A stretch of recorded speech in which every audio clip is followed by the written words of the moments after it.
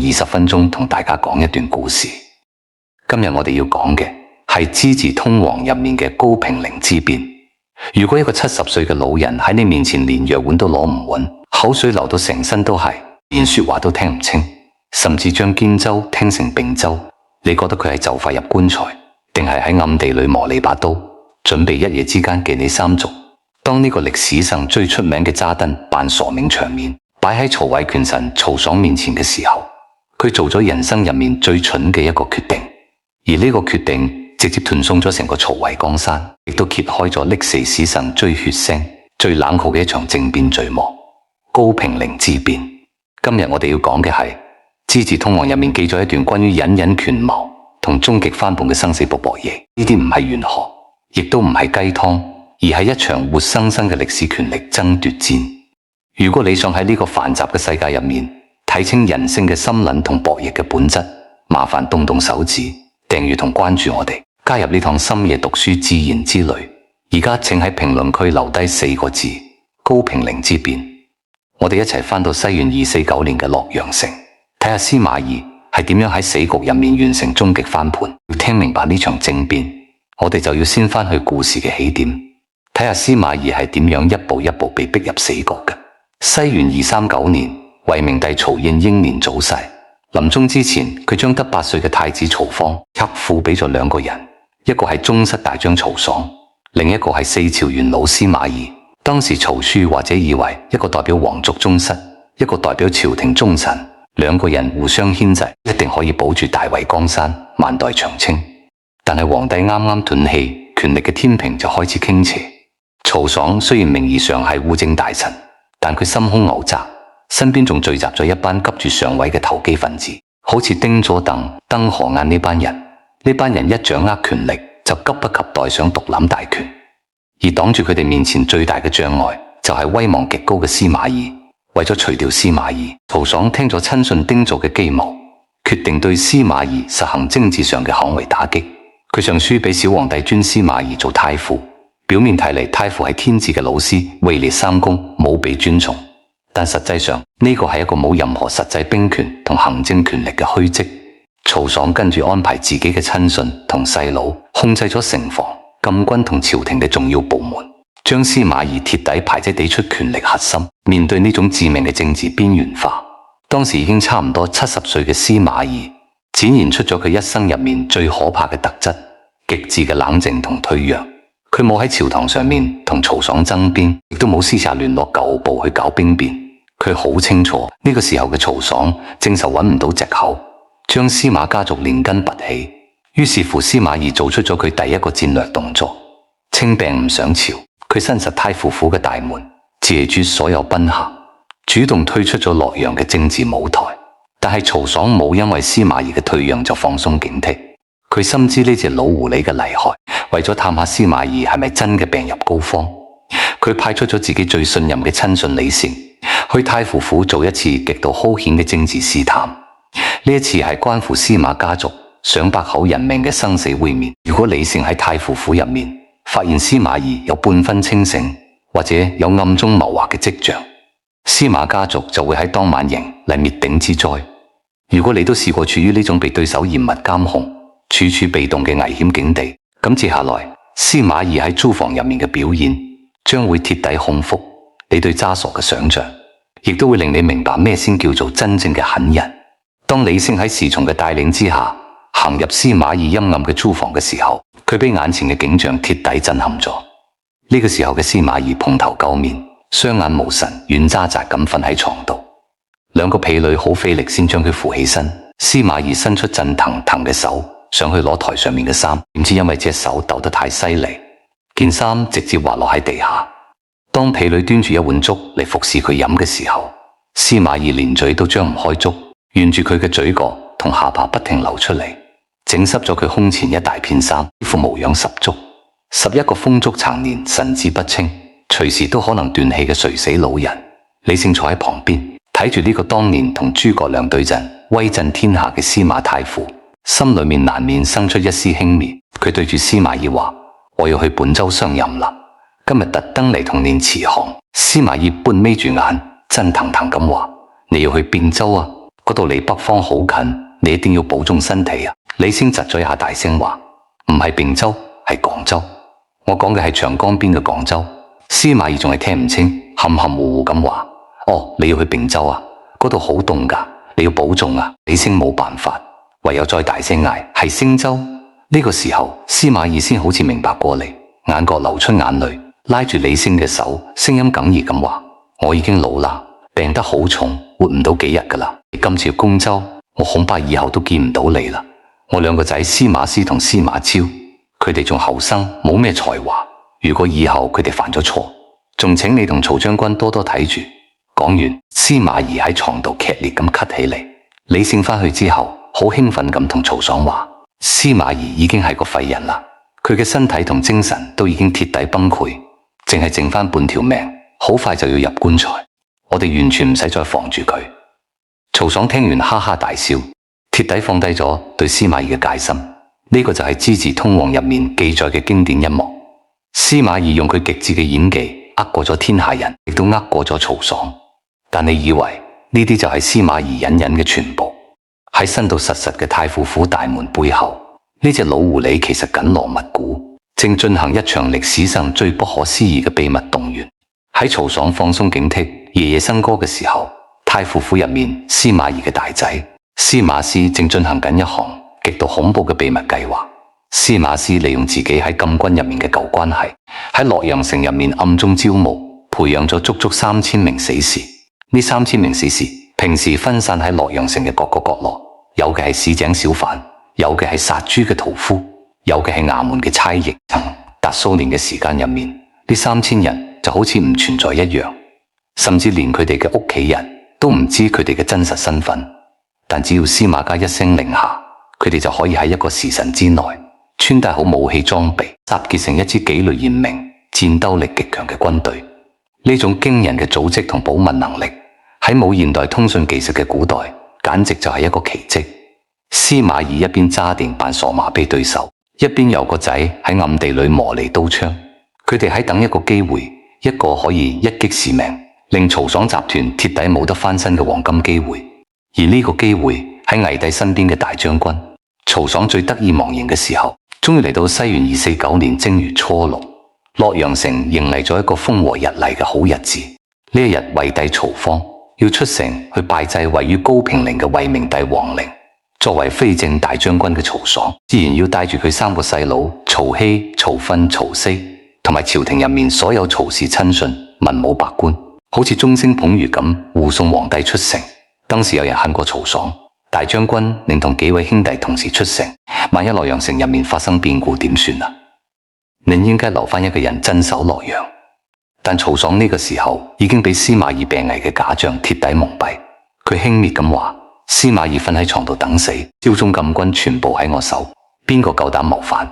於是佢大手一揮，帶住洛陽城入面幾乎所有權力核心成員，浩浩多咁出城，去咗高平陵。當曹氏家族嘅豪華車隊消失喺洛陽城外嘅官道上面嘅時候，太傅府入面原本連粥都飲唔落嘅司馬懿突然之間公開咗雙眼，佢嘅眼神入面冇咗半分轟動同呆滯，取而代之嘅係令人心寒嘅冰冷同果決。佢穿好沉重嘅戰甲，親自跨上戰馬，落咗道隱忍咗10年嘅命令，動手。短短一個時辰之內，洛陽城街頭嘅商販屠夫紛紛放低手中嘅工具，從屋企嘅地窖同密室入面攞出肋甲同兵器，迅速集結3000死士，好似潮水一樣湧上洛陽街頭。司馬懿親自帶兵，以迅雷不及掩耳之勢佔領咗洛陽最重要嘅武器阜城門同宮殿。佢去到郭太后嘅提宮，好逼郭太后落咗罷免曹爽兄弟官職嘅詔書。完成咗呢一系列驚天動地嘅控制之後，司馬懿將軍隊駐紮喺洛陽城外嘅洛水浮橋度，徹底切斷咗曹爽翻城嘅退路。呢個時候嘅局勢，雖然司馬懿控制咗洛陽，但曹爽手入面仲有小皇帝曹芳，仲有大魏嘅至高皇權。如果曹爽呢個時候反應過嚟，帶住皇帝退去許昌，號令天發兵馬嚟討伐司馬懿，司馬懿就會面臨滅族之災。喺洛水河畔，呢場權力博弈進入咗最緊張嘅對峙階段，而決定呢場博弈勝負嘅唔再係兵力，而係對人性嘅精準算計。當城內驚天事變嘅消息傳到高平陵嘅時候，曹爽鐵底懵咗，佢睇住手入面嘅太后朕書，手腳冰冷，唔知點算好。呢個時候，大魏嘅司農同時都係智謀過人嘅桓範，詐病運出咗洛陽城，連夜狂奔，到咗高平陵。桓範見到曹爽，激動咁拉住佢嘅馬型話：大將軍司馬懿呢次係兵變啊，天子喺你手，你而家應該即刻帶住陛下去許昌，以天子嘅名義發檄文，號令四方將領帶兵回京。勤王洛陽城入面嘅糧草撐唔到幾日，只要你手握天子，司馬懿就係亂臣側子，佢必敗無疑。桓範嘅建議係當時曹爽唯一嘅生路，亦都係對司馬懿最有致命威力嘅戰略。但係面對桓範嘅苦口婆心，曹爽卻陷入咗長時間嘅沉默。佢睇住身邊嘅皇帝，睇住遠處洛陽城嘅方向，心裏面充滿咗猶豫。佢怕咗佢一世人過慣咗錦衣玉食嘅生活，佢唔敢去鬥呢場九死一生嘅戰爭。就喺曹爽猶豫不決嘅時候，司馬懿嘅信使嚟到咗佢嘅營帳，信使帶俾曹爽司馬懿親口許下嘅承諾。司馬懿話：大將軍，我今次起兵，只係因為你哋兄弟專權敗壞朝政，我絕對冇想傷害你哋性命嘅意思。只要你交出大將軍嘅印信，辭去官職，我保證你同你嘅兄弟可以平安返洛陽，繼續做富家翁，享受你哋嘅榮華富貴。為咗令曹爽相信，司馬懿甚至對住洛水自天發誓，落水為誓，絕不食言。呢個係一個精妙到極致嘅心理陷阱。司馬懿太了解曹爽啦，佢知道曹爽係一個自大才疏、貪圖享樂嘅庸才。呢種人面對生死考驗嘅時候，只要你留俾佢一絲微弱嘅退路，你就會即刻放棄抵抗。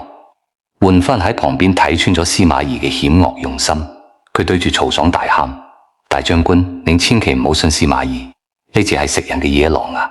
您手握天子，天下兵馬都聽您號令，一定可以出現一個反族嘅士人。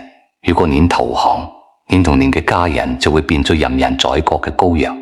但係桓範嘅哭喊冇辦法肯信被恐龍蒙蔽雙眼嘅曹爽。曹爽睇住嗰枚沉甸甸嘅大將軍印信，嘆咗口氣話：司馬懿只係想要我嘅權力啫，我交咗兵權返去洛陽唔做將軍，我仲可以做富家翁，每日飲酒聽歌，咁樣唔好咩？於是佢唔顧桓範嘅阻止，親自解咗大將軍嘅印信，遞俾司馬懿嘅使者選擇咗投降。當曹爽解低印信嘅嗰一刻，坐喺旁邊嘅桓範絕望到真喺地下嚎啕大哭：曹子丹一世英雄，點解生咗你哋班豬狗一樣蠢嘅兄弟？今日我哋全部都要俾你害死啦！歷史嘅車輪喺呢一刻鐵底轉向曹爽，自以為用權力換咗富貴，但佢唔記得喺殘酷嘅政治鬥爭入面，冇咗權力嘅保護，你嘅財富、你嘅名望，甚至你同你屋企人嘅性命都不過係陽光底下嘅肥皂泡，一戳就破。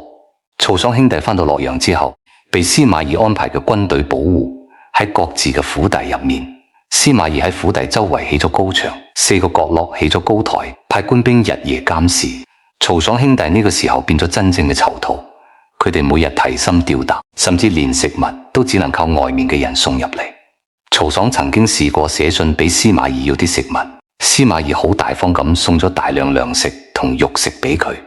曹爽兄弟睇住呢啲食物，好開心咁同屋企人講：睇下啦，太傅果然冇呃我哋，佢仲係對我哋好好嘅。但係呢啲只係司馬懿動手之前最後嘅殘忍溫柔。過咗冇幾日，司馬懿嘅官兵就包圍咗曹爽府邸，跟住喺洛陽城入面展開咗最血腥嘅清洗。司馬懿指控曹爽同佢嘅親信何晏等同丁耀等人暗中密謀篡位，犯咗冇大逆之罪。呢係一場冇任何審判嘅屠殺。司馬懿下令將曹爽兄弟佢哋嘅黨羽同埋佢哋嘅三族全部逮捕。喺洛陽嘅鬧市口，刀光閃爍，鮮血染紅咗成條街。曹爽、曹丕、曹訓、何晏、丁族同埋佢哋所有直系親屬，甚至連新堡入面嘅輕兒，全部被推上斷頭台，夷滅三族呢啲平日不可一世嘅權臣。呢啲喺洛陽城入面擠車淫逸嘅世家大族，一夜之間就被司馬懿鐵底斬草除根。就連當初揸病出城，一心為曹爽出謀劃策嘅智謀之士桓範，都被司馬懿以同謀罪逮捕，滿門抄斬。《資治通王》入面記載，高平陵之變死咗幾千人，洛陽城入面嘅忠臣遺戚勢力幾乎被一掃而空。司馬懿用最鐵血、最殘忍嘅手段，徹底清洗咗米國嘅政治舞台，為司馬家族上位立，等掃清咗最後嘅障礙。當我哋合起本厚重嘅資治通房，睇住高平陵之變慘烈嘅結局，每個人心裏面都會升起一陣鐵骨嘅寒意。司馬懿呢場絕地翻盤，俾咗我哋現代人太多關於人性同生存嘅深刻啟示。讀歷史嘅人往往最中意睇諸葛亮鞠躬盡瘁、死而後已嘅悲壯，最崇拜關羽過五關斬六將嘅忠義。但資治通王就用最冷酷嘅現實話俾我哋知，喺呢個複雜充滿不確定性嘅世道入面，如果你想生存，想保護身邊嘅人，你就一定要學識司馬懿呢套生存智慧。第一係關於隱忍嘅層次。司馬懿嘅隱忍唔係窩囊，唔係懦弱，而係一種極之高級嘅戰略防套。佢可以忍受曹爽10年嘅排斥制，可以喺李勝面前扮到連粥都飲唔落。呢個需要幾強嘅心理穩性、同情、素克制啊！喺工作入面，如果你遇到唔公平，遇到刁難，你最唔需要做嘅就係抱怨。你要好似冬眠嘅鯊魚一樣，收起你嘅牙齒，冷靜咁睇住局勢嘅變化，默默累積自己嘅實力。抱怨只會消耗你嘅能量。第二係關於原則同底線。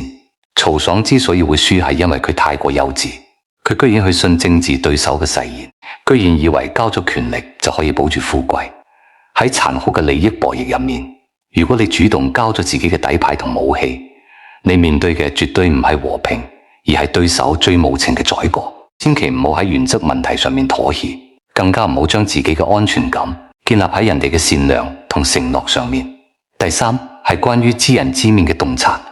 曹爽身邊聚集咗何晏、鄧彰等名士，呢班人平日呵呵奇談玄學，名滿天下，但到咗真正嘅權力生死局，佢哋除咗慌亂同春餒主義，冇任何實際擔當。睇人唔好睇佢平日講咗啲乜，而要睇佢喺利益同危機關頭做咗啲乜同身邊。呢啲呵呵奇談、情緒化、冇擔當嘅空船遠啲啦。司馬懿嘅一生係一部活生生嘅實用主義者生存史。佢嘅手段固然殘忍陰狠，甚至俾後世儒家唾棄，但佢就喺嗰個血雨腥風嘅三國時代，保護咗司馬家族嘅存續，最終仲奪取咗天下。佢嘅智慧在於佢永遠唔會被虛無嘅道德同情所左右。人生呢條大河，諸事不順先係常態。當你陷入低谷嘅時候，你可以好似莊子咁蕭從物外，去尋求心靈嘅寧靜。但當你必須喺複雜嘅社會入面去博弈、去戰鬥、去保護你嘅家人同成果嘅時候，你就一定要具備司馬懿呢套冷酷寫實嘅生存防護術。命運從來唔係寫死嘅劇本。高平陵之變話俾我哋知，只要你捱得住，只要你睇得清，只要你可以喺大風大浪入面穩住自己嘅舵，再難嘅死局你都有翻盤嘅機會。如果你都渴望好似司馬懿一樣喺人生低谷入面穩住心神，學識呢套終極生存翻盤智慧，請喺評論區留低4個字：終極翻盤，俾自己嘅靈魂印上一個最清醒、最剛硬嘅印記。如果你覺得呢期純歷史智謀嘅講古內容幫你撥開咗人生嘅迷路，請訂閱同關注我哋嘅頻道。我哋會喺呢個深夜用最客觀嘅歷史、最寫實嘅智慧一直陪伴住你。夜深啦，請放低所有委屈同焦慮，安心瞓覺啦。我哋下期深夜不見不散。